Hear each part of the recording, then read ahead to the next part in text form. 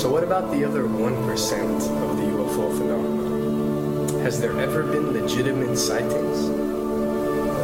As promised, we're going to cover this 1% in a future episode. But I'll share with you something a wise man once shared with me. Before we should start focusing on dealing with problems outside our world, we should first focus on solving the problems within our world. And before you can start solving problems within your world, you first have to solve problems within yourself and within your surrounding environment of family and friends. So basically what I'm trying to say is that we have priorities that we need to focus on first and foremost so we can successfully build our lives and our minds. Now, it's no secret that the difference between what the government knows about UFOs and aliens and what is shared or released to the public is extremely enormous. And unfortunately, governments and several organizations on Earth are taking advantage of the UFO phenomenon to achieve worldly agendas. We see particle beams, huge ones, firing at things that are, you were saying 200,000 Gs. Yep. I mean, go over that. Well, because I think it's part of a test for if there are bad guys out there. Or maybe they're doing preparations for factions. We may be looking at more than one faction. Remember, these groups tend to fragment. They fractally fragment so that you have wars within wars within wars. You know, but why would NASA release that footage? Well, remember, you've got all the good guys in NASA, and then you've got a few who are not good guys. The good guys don't know that there's something to keep secret. Remember, the lie's different at every level. They believe the lies they've been told. So when you set up a structure, an institution, which is supposed to be open and above board and is supposed to present live TV of the shuttle missions, they present live TV. Now, the controllers can't say, oh, well, you can broadcast this, but you can't broadcast that. Because the honest guys would then say, sure. Well, why can't we broadcast that? So people always say if this was happening, it would come out, and it is coming out. Well, I mean, I agree with you. When you've got the Catholic Church saying we need to love the aliens, they're our brothers, when you've got every major denomination saying it, when you've got all the movies, and you've got, in the 80s, huge programs at the Olympics with aliens landing, fake aliens, and you've got huge things the size of 3 football fields floating over Dallas and stuff all over the place.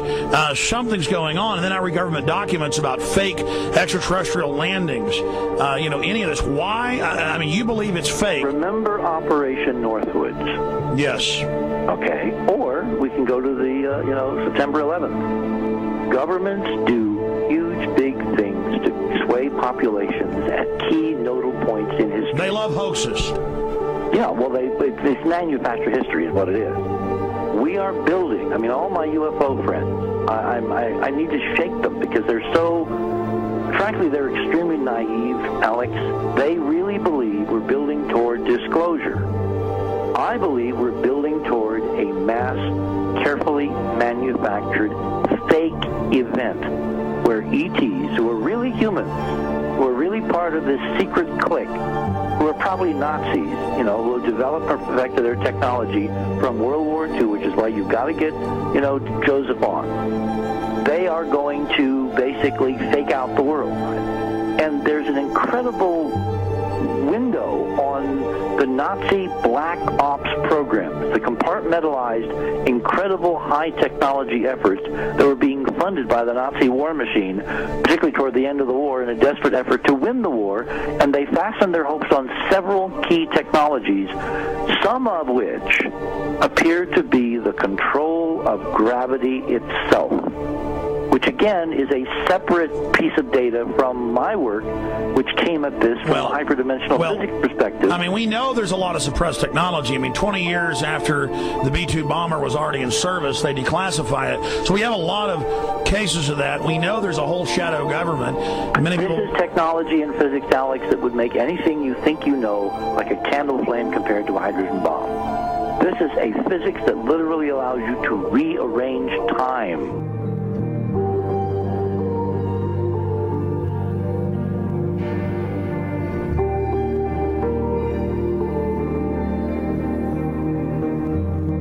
that. But I mean, imagine you've got all these compartments in these pyramids within pyramids of compartmentalization. That's why that's the New World Order symbol. And we don't know what they've got because they are so secret. We know they lie so much. We just know it's advanced. Mainline scientists say they're 30 years advanced. So Richard C. Hoagland, what I'm saying to you is, I'm entertaining what you're saying. I respect you. I think you're a great guy. My only issue is, like you said, dealing with what we know they could be up to. The fact, Alex, we have done experiments. We have our own data. We have experiments now from the Soviet Union. 30, 40 years when the Iron Curtain came down, when Glasnost finally prevailed, a huge amount of stuff was declassified from the KGB as well. And we now have put this data together.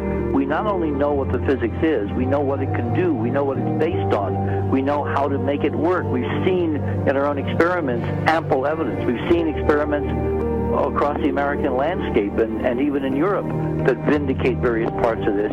And the latest thing I'm working on, it looks like von Braun himself was deeply involved in some of this early physics experimentation, but they're keeping all the good stuff for themselves. The reason is that if we got access to the good stuff, if we got access to the technologies, the energy, we wouldn't be worried about $4, $5 a gallon gas or $10 a gallon gas. We would live like people are supposed to live, all 6 billion of us who could live lightly on the earth, Alex, with this technology. And live longer. Absolutely, and better, and you could live to 200-300 and have the virility of your 20s and 30s. There's extraordinary medical breakthroughs, there's extraordinary physics breakthroughs, technology breakthroughs, energy. It's all been kept away.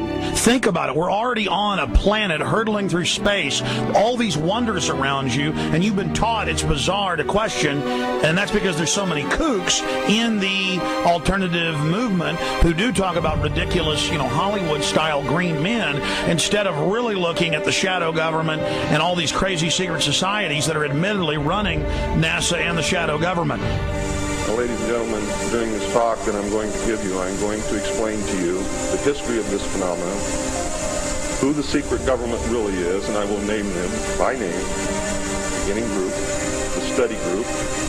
I will tell you who they are today. I'm going to tell you what this is all about.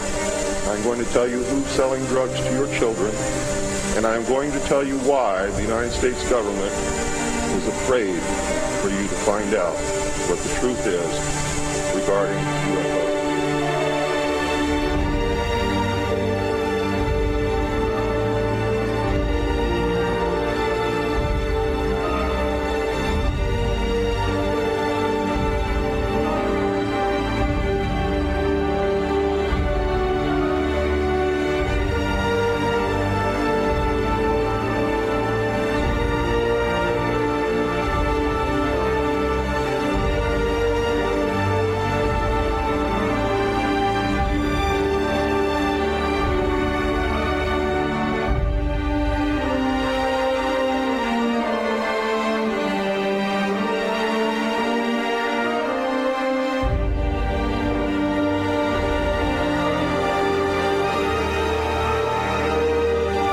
And it turns out that even though she remembered that she'd been part of the team to debrief the astronauts, she couldn't remember a thing that they said. She couldn't remember why she no longer was working with NASA. She couldn't remember. In other words, her memory lapses were enormous, and I don't think they were feigned, because we now found the same pattern in all the flight crews. Because the awful truth, Alex, is they have been brainwashed. They have been mind controlled. They have had a technology, a very sophisticated technology, which took away the real missions that they experienced.